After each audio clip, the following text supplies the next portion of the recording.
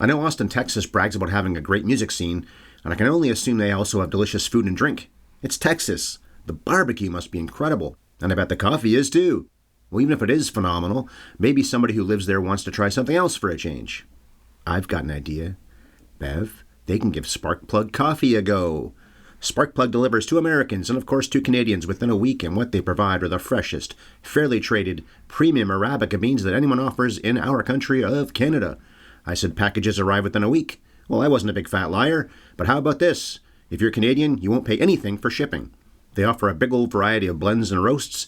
They even let you mix it up with their rotating seasonal blends. It's pumpkin spice season, right? Or soon? Yeah. Get some of that. And if you're somebody who needs half calf or decaf, that can be acquired too. I asked you that question in late August, but this goes up in, I think, mid-September, early September. Oh, then it's definitely pumpkin spice. By then, right, yeah. And if you start a membership in Sparkplug's Autopilot Coffee Club, you can get in on all kinds of perks and deals. You'll even save money on every order if you're a member, and you can customize to get your orders when it suits your drink ingestion schedule. Don't go calling this a generic and restrictive Coffee of the Month Club. It sure isn't that. Their website is sparkplug.coffee/HYES. You'll save 20% the next time you order by using our HYES promo code. That's a one-time offer, though. You can't go expecting to save 20% over and over again for, let's say, 12 years. All right, well, Boyhood awaits our reviewing lips. Bev, cue the man to play our theme song. And action!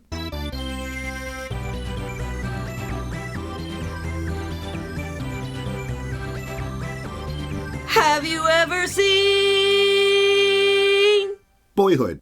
Yeehaw, movie lovers, and thank you for dropping in to find out what we have to say in the 609th edition of Have You Ever Seen? We review classic movies on this channel, and we spoil them ever so much. I'm the not-so-chill, not-so-young man who was never much of a photographer, nor did I get my own personally engraved Bible or a shotgun for my birthday, Ryan Ellis. Kind of cheesed about that, actually. No, I'm not. And here's the lady who hasn't deleted her Facebook page just yet, and teenagers talking about being on Facebook at all definitely dates certain sections of this movie, my wife, Bev. That's me. Mason Sr.'s parents-in-law seem like wonderful people, but they really misjudge young Mason if they think he's going to have much use for that Bible or that gun. You think so? Yeah. He takes the Bible when they go to church, and it's sitting in his lap and everything, but I think he's just being polite. And neither of his parents are very religious. Those are his step-grandparents, but at least he takes it in the spirit in which it's offered, which is like a gift of love. Sure. And then Mason Sr., Ethan Hawke does say, maybe the gun will stay at my house. Yeah. Meaning you probably won't even use it there, really, but you certainly aren't taking it to your mother's house. So the coming attractions trivia question is another one of my let's connect the filmmakers to other projects they made together type questions. Patricia Arquette won an Oscar for her supporting work in Boyhood, and I thought it was the only time she ever was directed by Richard Linklater. But it isn't. What's the other project they did together besides Boyhood? I looked this up, and I could not find it. Did he direct an episode of Medium or something? No, I said movie. It's a movie? I couldn't find it. What is it? She plays Cindy in Fast Food Nation. Oh, man. I don't know how I missed that. That's on me. That film has quite a cast. Ethan Hawke, Ellar, Coltrane are both in it too, so Mason Sr. and Jr. in this. Plus Bruce Willis, Greg Kinnear, Bobby Cannavale, Louis Guzman, Eastside Morales, Chris Christopherson, and a young Glenn Powell. He must have been quite young back then. That's almost 20 years ago. So the answer was Fast Food Nation. 12 Years a Mace was shown at a whole slew of festivals a decade ago. Then Mongrel and IFC Films slowly released it to theaters in July and August of 2014. We saw it on the big screen that summer. You saw it twice, right? Once with your sister, once with me? Before midnight. I saw that twice in the Some of the same people then, Linklater and Hawke. The ambitious experiment only cost about $4 million to make, then went on to gross around $50 million worldwide. Makes you wonder if anybody else is doing something similar right now, and we'll see it in a few years. And will it succeed like this did? Has anyone else done something like this? I know that... There's the 7-Up series. Oh, well, that was that's before documentary. This. Yeah. And also on television. You could say that before Sunrise, Sunset, Midnight, that trilogy is performing the same kind of experiment, but lower stakes because they could just make a movie whenever it suited them. Much less logistical nightmare from this. They're also grown-ups, those two. Yeah. Casting kids, you never know what they're going to look like, what they're going to be as actors. And that wasn't 100% a success in this. Lorelei, Linklater, and Ellar Coltrane. You know, in a way, Truffaut kind of does this after 400 Blows. That's right. I forget the character's Delon, name. Maybe? Alain Delon, do I have that name right? Maybe not. Yeah, he makes all these movies with him throughout the years of the same character. Ago, yeah. Okay, Bev, this beloved movie is 10 years old, so please remind us what it's about by giving us the skinny on Boyhood. I guess we could call it Familyhood, really. but Yes. it's a Boyhood movie. A Boyhood movie? The Boyhood movie. So Ellar Coltrane is Mason Evans, a kid in Texas growing up from age 6 with his harried single mom, played by Patricia Arquette, his older sister, with some sporadic appearances from his charming but immature dad, played by Ethan Hawke. Over 12 years, we see the world from Mason's perspective. His mom enters and escapes from an abusive marriage, then lifts herself from poverty with education. His dad finally grows up and becomes the man his family deserves. Mason makes friends, loses them, discovers a passion for photography, gets his heart broken, and ultimately leaves home to go to university. I like the touch, actually, that she's never really truly out of poverty. She's talking about having too much stuff, but also not really that much money when the kids are grown, not quite left home yet. He leaves home at the very end of the film. And it's not like she's doing great. She's house poor, but she's doing a lot better than she was in all kinds of ways. Sure. Yeah, there's And the two marriages. You don't see how the second marriage ends, but it's kind of implied that she got out of that relationship. I guess it wasn't a marriage, but the second relationship in a hurry, Jim. maybe because she had learned her lesson with the first one, and she becomes a strong, self-actualized person with a chip on her shoulder for sure. Yes, but she stayed in the house, though. She didn't have to run away like she did from Bill. Mm-hmm. And Jim is, I haven't seen this movie in quite a long time, and I forgot that he ends up being a dick at least sometimes to Mason. Not as bad as Bill, because he's such a nice guy early on. And I love the touch, too, when they've clearly been together for a little while, Jim and Olivia. Mason comes over to pick up the kids. By then, many years have passed. He's hugging his ex-wife, and they weren't hugging when the kids were younger. And Jim seems like a terrific guy, and the kids seem to actually like him. But then, a couple scenes later, maybe it's the next scene with Jim, he's more similar to Bill now than he had been before. Bill comes pretty close to being a straight villain. It's certainly the worst casting in the film. It's a little bit hammy. It's just too on the nose when everything else seems so subtle and nuanced. But I like how Bill, who is the villain of the movie, if there is one, he turns out to be a real piece of work. But maybe the lesson learned there is that it stops Olivia from putting up with Jim's BS when he starts becoming a controlling jerk. But even maybe more so when we see Olivia later on as a really strong, confident person, she's doing the exact same thing that Bill did. She's teaching a psychology class. So you can't say that this guy didn't have some positive influence on her, that she didn't get something out of her relationship with him. For all of his faults, he gets worse as the movie goes along. He has really lovely kids, so They're there's great. The four of them get along really well together. Yeah, so there's this implication. Meaning the four kids do. He hates himself. He says it out loud. Oh, you hate me? Well, good, I hate me too. Big time drinker. He's a hurt person who hurts people. So at least there's nuance there. And with Jim, maybe we don't get to know him as well. And we're invited to have more sympathy for him because, like you said, he's such a nice guy. You see him be really lovely in all those scenes. He's a war veteran. He's a veteran, yeah. We never get to see the really ugly parts of the relationship outside of that one conflict he has with Mason. About his painted nails. Yes. And like I said to you during the screening while we watched this, there are some boys who can get away with painted nails and it looks completely fine on them, maybe even better on them. I could never have done that. I certainly couldn't do it now. But Ellar Coltrane, and the character that he's playing here, yeah. Yeah, he's like an artsy kid. He's an emo teen. The movie does take a moment to make sure that we know that Jim bought Mason his first camera. He has this moment with Mason Sr. where Mason's like, hey, I really need to thank you for buying Mason that camera. He's crazy about it. It's great to see him develop this passion. So either he had the intuition. I don't think it's just good luck. I think it's implied he had this intuition that this would be a good thing for Mason to try out. Even now, a good camera is expensive. So there could be a positive legacy from a negative relationship. Sure, yeah. Or that there is no such thing as a negative relationship. They all have nuance. Well, there is, but not in this movie at least. Yeah. Well, we haven't done the nutshell yet, or the numbers and such. There's a lot of that stuff to get through. So in a nutshell, whatever. The kid has been through a lot. Both kids have. And it's good that he isn't a nervous wreck or a mean-spirited prick. But he's got quite the blasé attitude, even for a teenager. And that could also be the actor Ellar Coltrane, as he got to be a teenager, growing up from being a 6-year-old.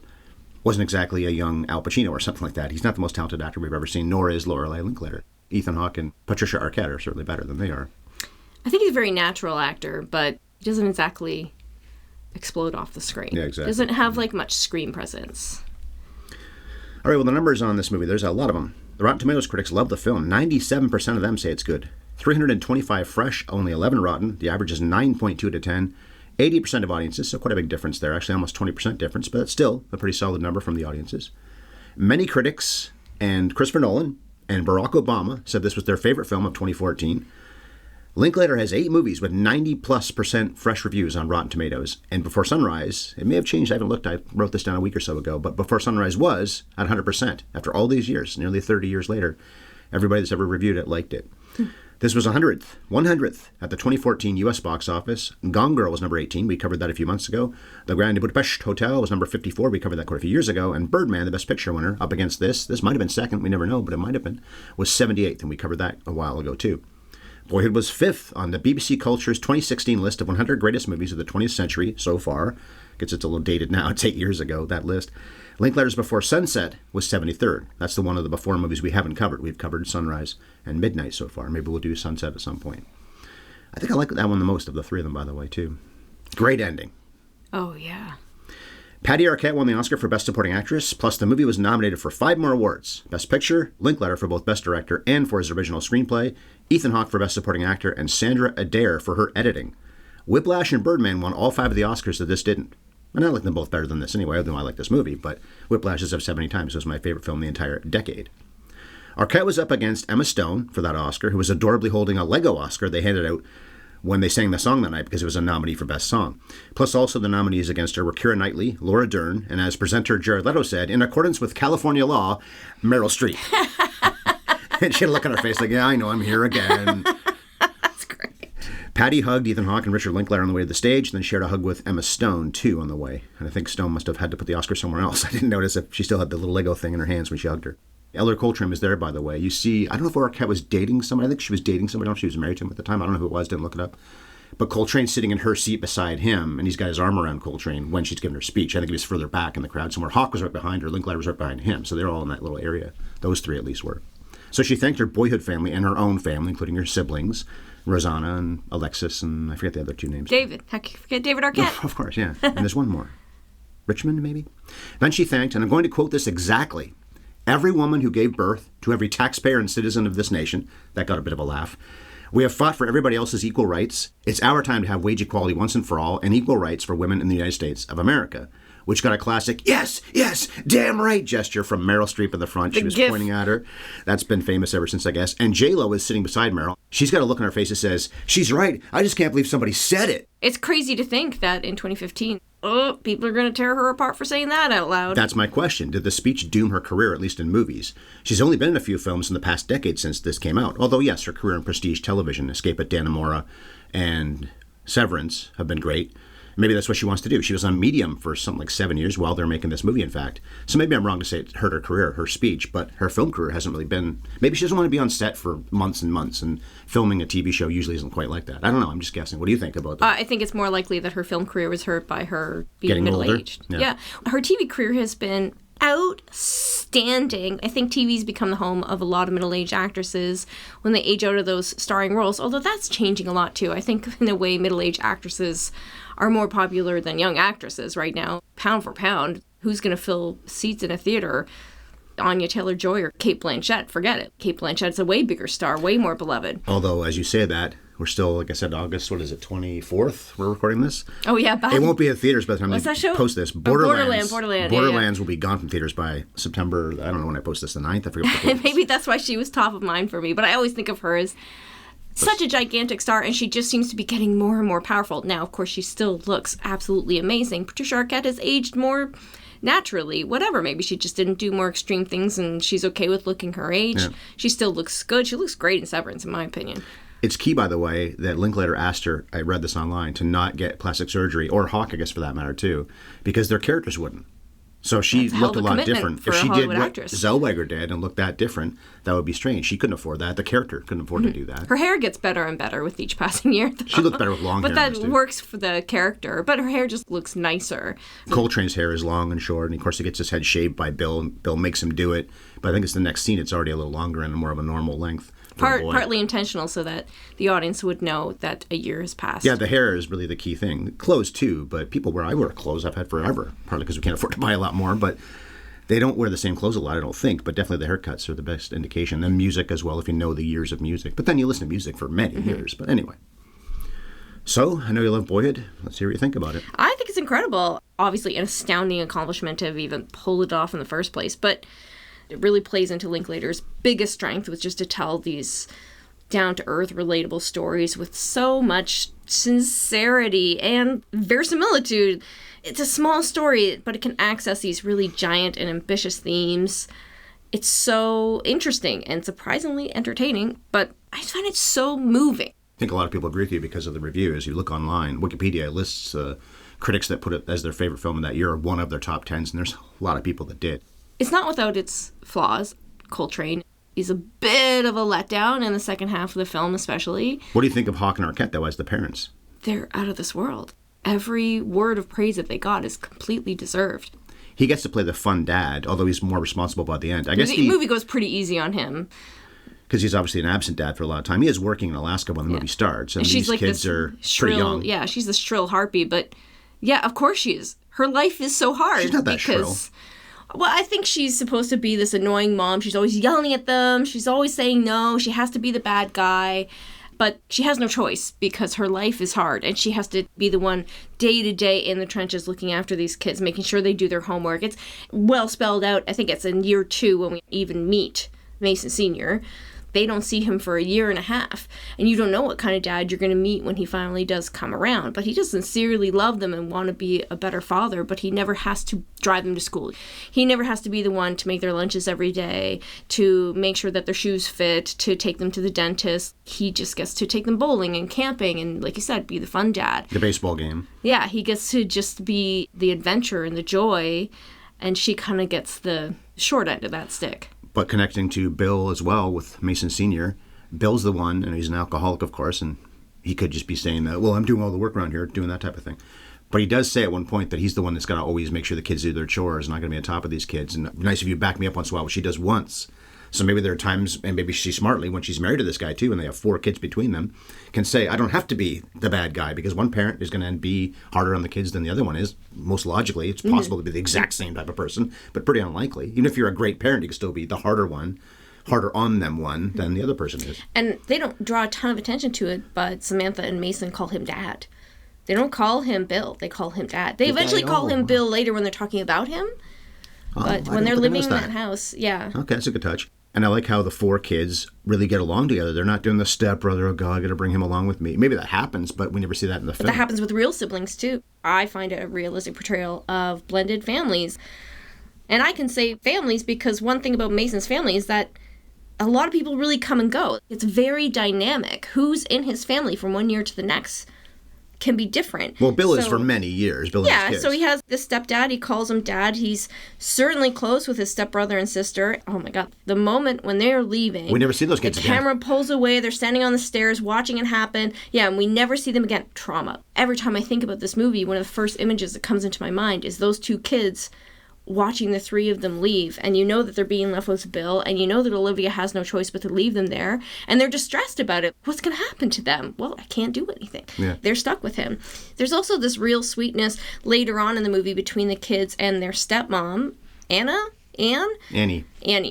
I'm especially moved by that scene where Annie's parents treat Mason and Samantha like their own grandkids, like truly in their heart. They buy him a Bible and a shotgun, and Mason buys him the suit. And you're like, oh my God, they love these kids just as much as their actual baby grandson who's there with them. If it wasn't for one brief line, you'd have no idea they weren't Mason's actual parents, Mason Sr., and that they were the kids' actual grandparents.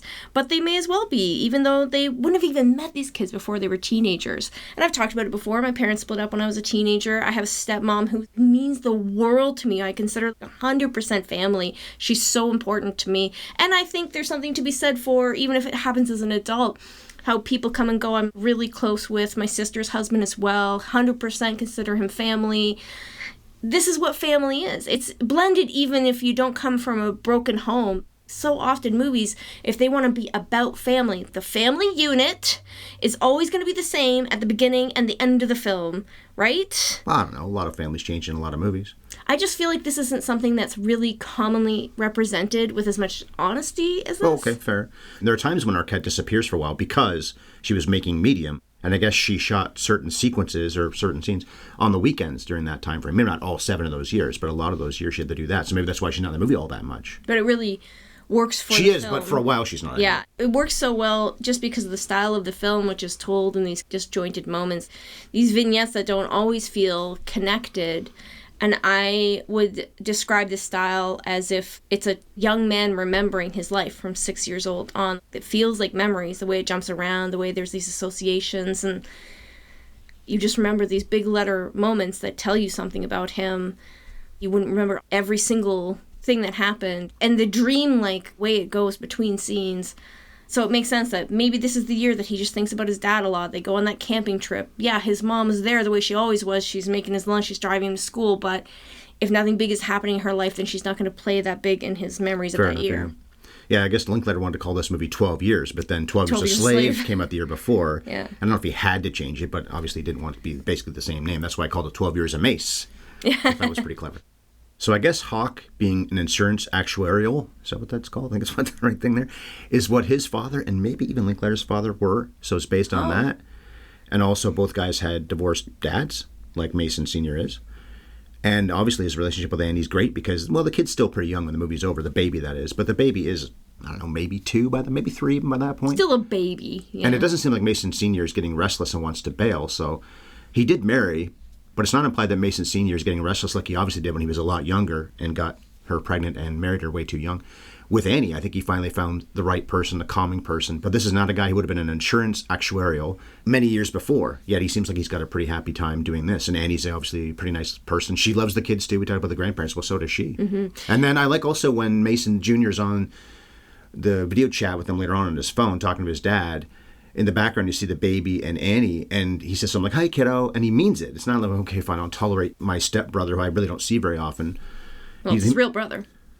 They share a dad. Oh, right, half-brother, right. Yeah, I had that wrong. Anyway, but he seems like he really likes the kid, and I guess that's true about Samantha. Yeah, Samantha as well. Definitely does, too, when you see her. You also see a lot less of her as we go cute. along, by the way, because there was a time when Lorelei didn't want to be in this anymore. She was thrilled about being in it in the beginning when she was a young person. She's 8. The character's 8. I guess she's about the same age. Oh, no, she actually, by the way, is basically the same age as Ellar Coltrane, but she's supposed to be 2 years older. When it starts, he's 6 and she's 8.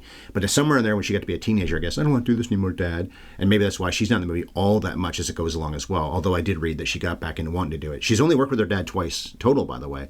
She was in Waking Life when she was a lot younger.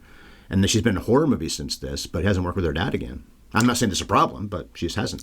I did say that Marco Pirello as Bill was maybe the worst bit of casting in the movie, but I take it back. His daughter. Yeah, Lorelei Linklater. She's just not a strong enough actor to pull it off.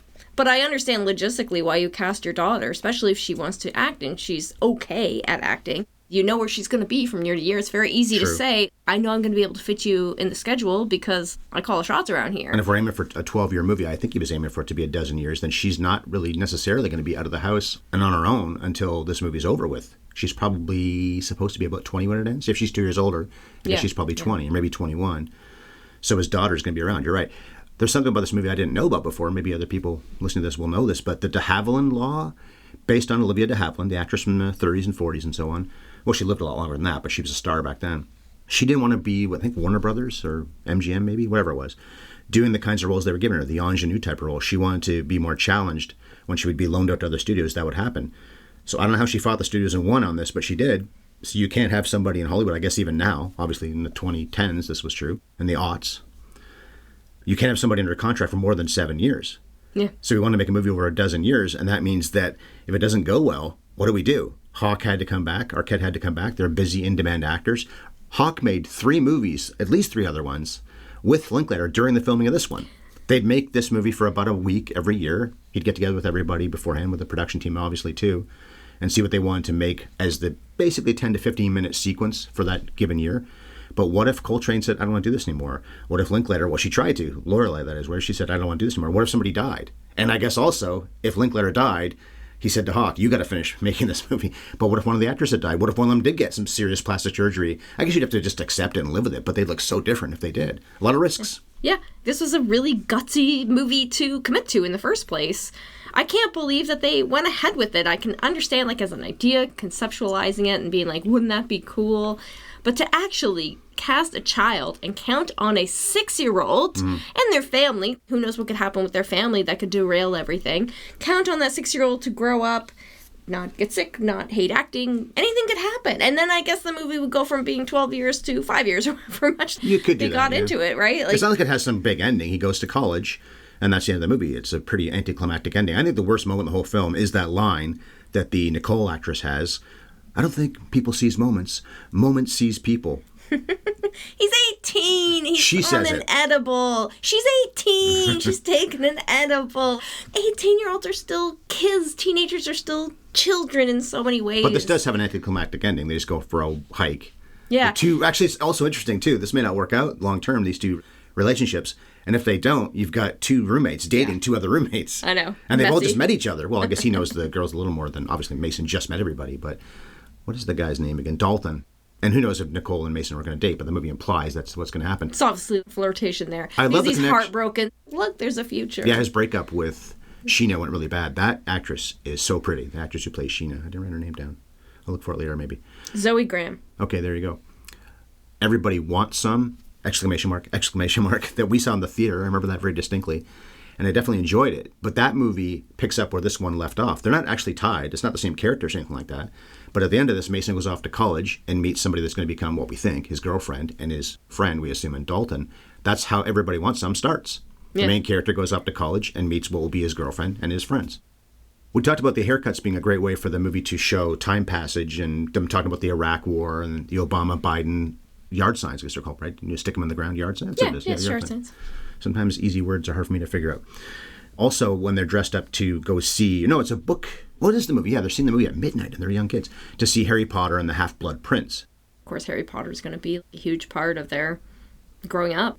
But it's a nice touch to have verisimilitude. And it was just a scene that was just in there for no reason. The plot does not move forward at all. It really is just a scene for vibes. And probably nostalgia for anybody who's Coltrane's age. Imagine what it would be like watching this movie if you were the same age as Ella Coltrane.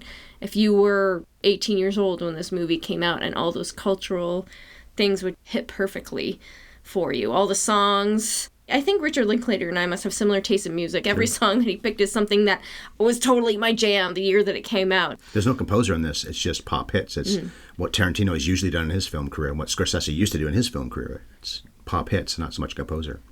Back to the idea of the gimmick of using the same actors. It's one thing to use the grown-ups, Hawke and Arquette, and he knew Hawke, obviously he didn't know Arquette. Well, he maybe knew her, but he hadn't used her until later on with Fast Food Nation. But he knew Hawke very well. They worked together so many times already. Oliver Stone used to always cast his son Sean, and he even said, I remember hearing this on a commentary, maybe Wall Street, that one of the reasons he did that was to have a record on film of his kid growing up. Oh, yeah, that's nice. Well, Ellar Coltrane and Lorelei Linklater have a dozen years worth of them growing up for their families to enjoy and for them to enjoy for that matter too, so that's a nice touch.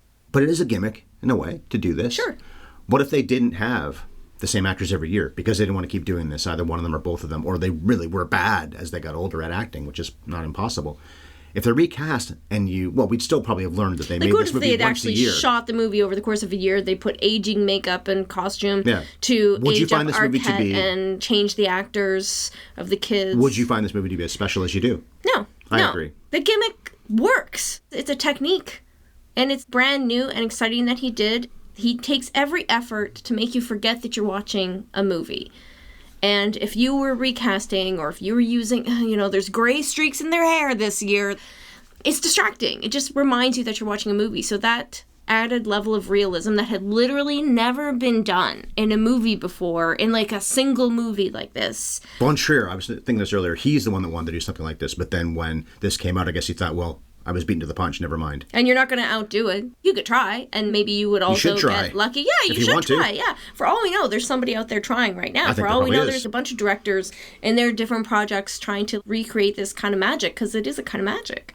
One of the fascinating things about art, filmmaking, TV, that kind of thing, somebody right now is writing, or they're making it, they're acting in it, right this second, something that we're going to love in a year from now, or 2 years from now, or maybe even 12 years from now.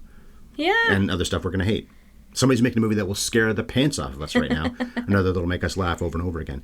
But speaking of being scary, I guess a lot of people have this feeling. I think I did too. Two of the things that stand out in this movie from the standpoint of a plot are when they're throwing saw blades. Mason and some friends are doing that, and drinking as well, underage drinking. But also when he looks at, and it's only once, I thought it was multiple times, but it's only once he looks at his girlfriend Sheena's phone when they're driving. In so many movies, somebody would have got hurt or even badly hurt with those saw blades. Or they would have gotten a car accident when he's looking at her phone. But that doesn't happen. The saw blades especially, I was like, oh, this is it. This is the part of the movie where something tragic happens. And Linklater said that he just did that because that's the kind of stuff him and his friends did when they were that age. And I'm sure that I knew kids who would have done stuff exactly like this. He didn't even think of it at all until he was in one of the screenings, one of the early screenings, and he could feel the audience tense up. He knew that they were bracing for something terrible to happen, and he's like, I guess cinematic language would teach us to expect something terrible to happen. Definitely. First of all, at this point in the film, it's been a while since there's been any drama, because you have the early drama with the abusive relationship, and it sets a tone that the movie doesn't pay off. Of course, second, third time watching this movie as it is for me, I don't really think about it, and I can enjoy it as it happens. But when she leaves Bill, we never see him again. We never see Bill again. We never see the kids again, which is more or less like real life, especially when you see the whole movie's from Mason's point of view. I bet Mason and Samantha tried to make some kind of connection with, and maybe even Olivia with them at some point in their lives. Yeah. When you have a Facebook account, you're going to look up your old step-siblings. Or are you going to be like, I don't want anything to do with Bill, and there's no way to contact them? Yeah. Or maybe they feel guilty about it. You don't know. They never even really get into it, how he feels about that beyond what we see. That's true, yeah. We said earlier that they seem to truly love their half-brother, Cooper, who's going to be baptized. And they certainly weren't baptized. Yeah. And Mason Sr.'s not anti-religion exactly, but he's certainly not religious. But he's going to go along to get along with her parents and with her, meaning Annie. It's not a big deal, but it's also one of those things where the kids are clearly not religious people. But I guess they respect their step-grandparents enough that they don't make a big deal out of it. They do go to church with them. Yeah, it's Texas. It's the water they swim in. It's unusual that they are not church-going. I guess an important plot point, too, is when the photography teacher lectures Mason in the dark room because he's not really putting forth much effort. I talked about Whiplash. Well, that's one of the great hard teacher movies of all time. And we've discussed many times about how I feel about it. I love that movie because I don't always feel the same way about it. Do you want somebody to be hard on you? Do you not? Mason doesn't seem like he really wants that. But this guy's not being anything like Fletcher is in Whiplash. He's nowhere near as bad as that. But you need somebody sometimes to tell you, you can be better than this, and are you going to be? And I guess he must if he goes up to college for photography. There's a series of embarrassing adults that keep giving Mason good advice that he doesn't want throughout the film. There's this increasingly number of people who give him cringeworthy lectures about shaping up and reaching his potential. Of course, there's, his mom and his dad, but that photography teacher and the supervisor at the restaurant where he's bussing tables who gives him that lecture because he's slacking off, and he's so embarrassing. Why do you think Linklater chose to make these speeches so awkward? It really did put me in that teenage state of mind where I was just so disinclined to listen to any adult trying to tell me what I was doing wrong. But their advice is sound, particularly that photography teacher. He tells them it doesn't matter how talented you are if you aren't willing to do the grunt work that comes along with doing art. If you actually want to make a living at this, the people who actually make a living at it aren't the best photographers. They're the people who can reach out to their clients, make a contact sheet on time, do the actual stuff that nobody wants to do. That's not the skill that you're curating when you're sitting in the dark room all day. So there's something about all these conversations he has with adults where he's struggling to appear attentive and they're desperate to get through to him. It was so evocative for me. I didn't want to hear what anybody had to tell me about life. And adults are always doing it. And I think in every case in this movie, even when it's Bill giving him a lecture, there's this level of, I'm saying this because I care about you, because I see you going down this path or behaving in this way that is not going to serve you well as an adult. I want to spare you the lessons that I learned the hard way, but you can't spare them the lessons. That's what Mickey says to Rocky when he wants to be his manager. I can keep him from getting in all that bleep that I got into, or all that bleep that happened to me won't happen to you. It won't happen to you, Rock. You didn't care, Mick. I won't do the whole scene. I do love breaking into Rocky sometimes. I don't do podcasts with Chris anymore, so I can't randomly do it as much. And we talk about Rocky so much on Scoring at the Movies. I mentioned Sheena as a beautiful young woman. You said her name. What's her name again? Zoe Graham. Okay, I didn't write down very many actor credits because there's so many people in this movie. We'll talk about the stars in a few minutes here. But anyway, so Zoe Graham is pretty good in the movie, I think, too. But this one time when Mason seems like he's not Mr. Mondo, cool, blasé, for the most part, a pretty good young man. But he's a petty jerk with her when they break up. She's got a college boyfriend. If she cheated, he's got a right to be upset. But he's acting like he's a 5-year-old, basically, when they had their last scene together. And obviously, they're not going to be together anymore. But he does win the silver medal, second place for that photography contest, too. Statewide, too. Not silver medal in his high school, silver medal in Texas. Bad things are happening. Right, big state like that, too. All those major cities. Bad things are happening with her. But then again, you're a kid. How many people stayed with their high school girlfriend forever? Exactly. I think she says, I'm just fast-forwarding what's going to happen anyway. We're going to schools on different sides of the state. We're not going to stay together. Be real. And I like that his dad is like, look, she may be a nice girl, but she's not really your speed. Of course she ended up with a preppy jock. That's who she is. Mm-hmm. You need a artsy, weird girl to be artsy and broody with you. Maybe Nicole will be that, yeah. Must have been a horror moment for you, though, when they're eating nachos. Not so much the nachos, but that are out at 3 a.m.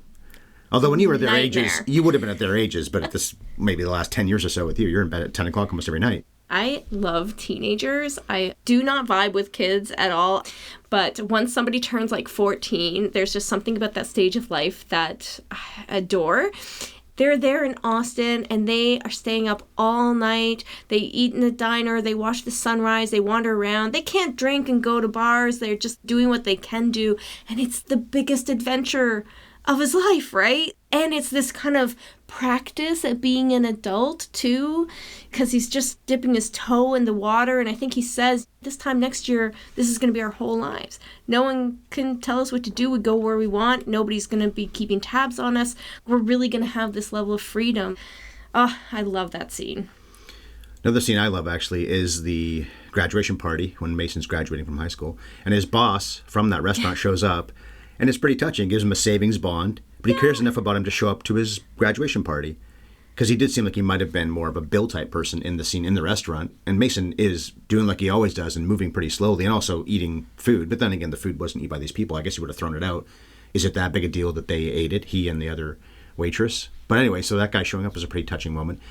I think it's pretty touching, but also people did criticize this, actually, for being all white people in Texas. But one of the few non-white people, Enrique, is the one that she says when they're cleaning the pipes, the sewage or something like that. Yeah. Years before. Same sewage problem that you and I have. You could be more than just this, although nothing wrong with doing what they're doing for a living. You make a lot of money, actually, at that. I know. I think he probably would make more money working in plumbing. Than managing a restaurant? Yes! But he thanks her for the advice, and it's a bit of a touching thing, but he's one of the few non-white people in this movie. But it's kind of like patronizing. The one non-white person in the movie is the person that she saves just by saying, hey, you're smart, go to night school.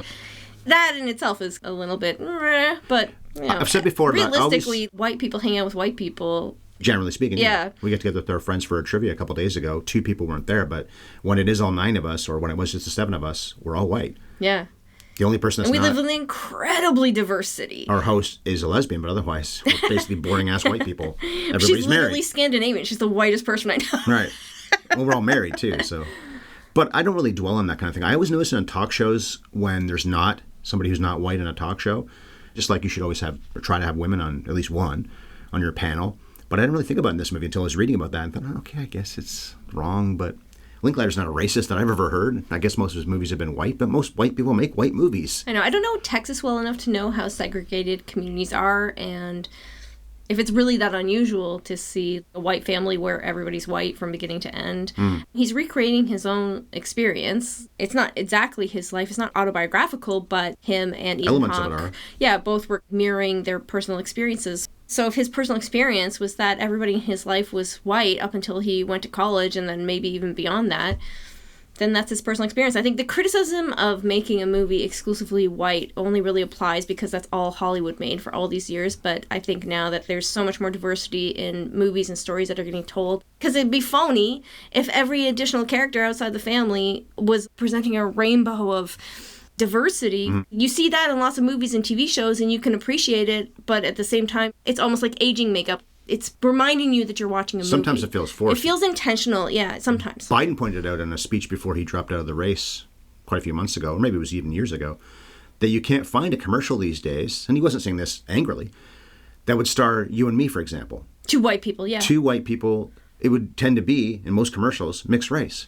And there are a lot of mixed race couples out there, but commercials will make you believe that almost everybody is. It has gone a little bit too far that way. I'm not trying to get upset about it. I'm just saying that that's the difference. So when people criticize this movie for being that, well, this is also 10 years ago.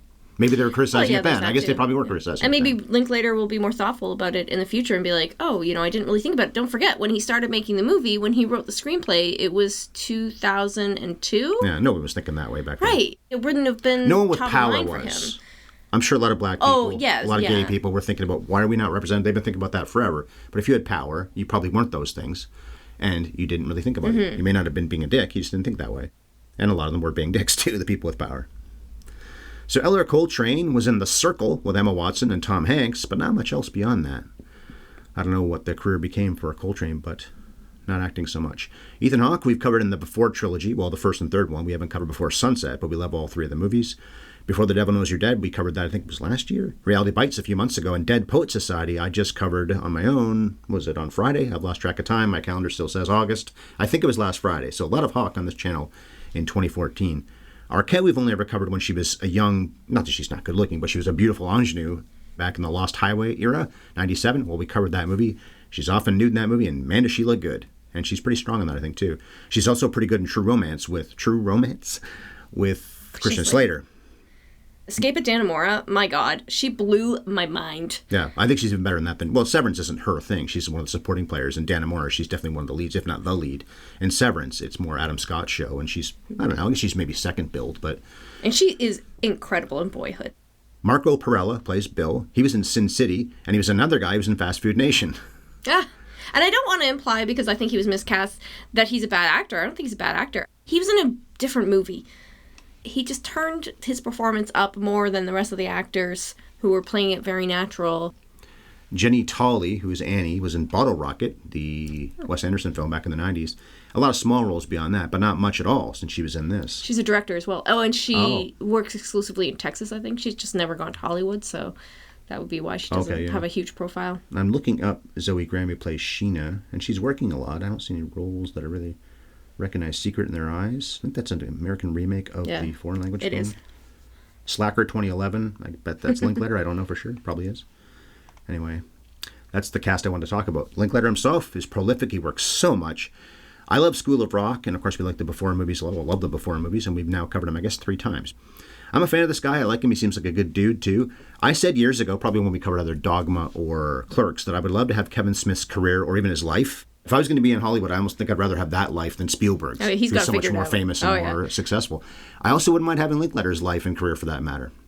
Maybe number 2 on that list. He gets to do whatever he wants. Mm-hmm. He's always trying new things. I think he's best at movies like this, but he'll branch out. School of Rock is not a Richard Linklater movie, except that it's totally a Richard Linklater movie. Bad News Bears, which was after that. Movie. Seems like a weird choice for him, too. Sometimes he strikes out. Where'd you go, Bernadette? I'd rather see a director try different things, experiment, and sometimes knock it out of the park with something so wonderful and unique and special as Boyhood or the Before movies, and occasionally fail, shoot for the stars. And he got his career, of course, Slacker-esque, and Kevin Smith was inspired by Slacker, and that's why he made Clerks. So I connected them, without even really meaning to. I meant their lives and their careers, but in a way, Smith was inspired by Linklater. Not in a way, he was. The producers were Linklater himself, Jonathan Searing, Sehring, so I guess Searing, works with Linklater a lot over the years, or has worked with him. John Sloss works with Linklater too, and was also a producer on Green Book, which won Best Picture several years after this, was up for Best Picture. And Kathleen Sutherland, whose name is referenced, I think it says Cat Sutherland on that club when the 2 Masons are watching Jimmy, Mason's roommate at one point. But anyway, she's part of the production design because she's on a poster as Cat Sutherland, a band or something, singer, what have you. Movies 185-1, we watched our Blu-ray. It looked all right. Linklater shot it on 35mm, which was not common even then for low-budget movies. Well, especially, I guess, when... No, it would have been more common when he started because it was still mostly film. Like, digital was really new at that point. But to keep shooting on a film, he didn't want to change the way it looked. So he has a good rationale for that. Mm-hmm. You start in 35 because you start making it in 2002. Though, so, 35mm was still the standard in 2002. And if he had changed to video, well, first of all, he wants the film to have a consistent look, and that's a good enough reason right there. But also, he goes, even if we started shooting on digital in 2002, by the time the movie releases... That's digital changes dated. Too. Yeah. You could shoot at that same digital stock the whole way through, but it's going to look old and bad by the time it comes out 12 years later. 28 days later, or the anniversary party. Pretty dated. Were 2 of the early digital movies, and they do not look very good at all. Lee Daniels shot this, and so did Shane Kelly. I didn't read why he had 2 cinematographers, but over the course of 12 years, that makes sense to you. Might have to. Daniel worked with Linklater a lot back in the day, especially the Befores. I think he shot all 3 of those. And Shane Kelly, in the more modern era, is Linklater's guy. The editor, Sandra Adair, was up for an Oscar. She's also a co-producer on this, and she's his regular cutter. She cut all the Before movies. And as I said before, there's no composer, just the great pop hits from each era. What happens next? Well, Mason dates Nicole for a while, but it doesn't work out. And then he's got to deal with the awkward situation of the roommates dating each other. That could get messy for all 4 of them, really, not just for Mason and Nicole. And Olivia probably marries another terrible guy, although at least things will work out. Maybe, it looks like they will, for Mason Sr. and Samantha. Well, the guy from the restaurant is certainly flirting with her. Could be part of the reason why he went to the party. Lonely guy. He's a pretty lady. No, there you go. Maybe her life will work out. I'm not saying that they belong together. My what happens next is Mason takes up photography and really tries to make it, but it's a lot harder than he thought. And much like his father, he wastes the first 10 years trying to make photography work before he becomes insurance actuary? Actuarial? Actuarial. Maybe it's actuary. Ooh, could have had that wrong earlier in the podcast, what I was calling it. Insurance actuary Twitter is going to blow up on our face. Yeah. If you correct yourself within the podcast, it's acceptable. And of course, sometimes I make corrections when I post a thing anyway. So last week was a listicle. Now we're here on September 9th with Boyhood. Your last thoughts on the film? I can't wait to see Manhood, a movie that will end with Mason's death from a series of strokes in 2075. Linklater's gamble paid off. Hawke and Arquette were so in demand, so it would have been shocking if they couldn't come back. Although it's only about a week they shot, so it wasn't that hard, I guess, to get that time. She was on the weekends. As for the film itself, I wonder if it would be so lauded if it weren't for the fact that you had the gimmick, but people loved it at the time. I guess they still do now. It's a good story of the lives of these regular people. It's not exactly revolutionary. And if they had recast the kids, maybe they would have found better actors than Coltrane and Linklater, or more willing at least than Linklater. She's fine. But it's not like either of them is bad. And I still found the film pretty enjoyable and relatable, even though it's really long. It's 2 hours and 45 minutes long. I had it 7th on my top 10 list in 2014, so I liked it a lot then, obviously, and still do. Yeah. So that was how we saw Boyhood. We have a programming announcement to make. Bev is going to do a little less podcasting long term. She'll take at least one Monday off per month. And her off day in September will be on the 16th. I'll be reviewing The Killing Fields that day on my own, though. That'll be fun. You'll watch it with me, I think, though. You said you want to watch it? Yeah, I've never seen it sometimes. So I'll probably share some of your thoughts in that solo episode. Plus, I'm getting back to posting podcasts every other Friday. In fact, my solo show, I think this past Friday, my calendar still in August, was Dead Poet Society with Ethan Hawke. So I have a solo show on the 20th, The Thin Man. That's the plan, anyway. Maybe not, but that's what I plan to do on Friday the 20th. When Bev does return to Have You Ever Seen on September 23rd, we'll start gearing up for Scary Movie Month by talking about, well, not a horror movie, but one that has a few skin-crawling moments, also skin-removing moments, because on the 23rd, the Ellises will be talking about a film by Jonathan Glazer. Not The Zone of Interest, although that was a great movie and had some horrifying scenes about the Holocaust. Not Birth, although that was interesting. We saw that recently, you'd never had before. And no, not Sexy Beast either, which we also watched recently, didn't we? Yeah, went on a real Jonathan Glazer kick. And we saw Zone of Interest this year, technically, even though it was a last year movie at the Oscars and such. So we've seen, or will have seen, all 4 of his movies in less than 1 year. The one that's left is Alien ScarJo in Under the Skin, and that'll be on the 23rd. The coming attractions opinion question, which is in 2 weeks. I don't do opinion questions or trivia questions for my solo shows. Since we only have 4 films to compare, I ask you this of the works of Jonathan Glazer. Who do you think gives the best lead performance in one of his films? Ray Winstone in Sexy Beast, Nicole Kidman in Birth, Christian Friedel in The Zone of Interest, or is it Scarlett Johansson in Under the Skin? All right, so for the answer to that question, check out next week's podcast about Under the Skin. You already know how to find the podcast, but let me remind you, you can favorite or subscribe wherever you listen, which is also where you can find our archive of hundreds of episodes that are available for free. While you're there, leave us a rating and a review. That's a great way to support the podcast. If you want to reach out to us, we are both on Twitter. I'm at Bev Ellis, and Ryan is at MovieFiend51. You can also reach out to us with email, haveyoueverseenpodcast@gmail.com. And you can find us on YouTube. Our channel is at HYES Ellis. And don't forget that you can enjoy freshly roasted premium coffee delivered straight to you in Canada or the US. Please go to sparkplug.coffee/HYES to enjoy a 20% discount. In honor of Mason Jr., I'll end this episode by saying, whatever. And cut.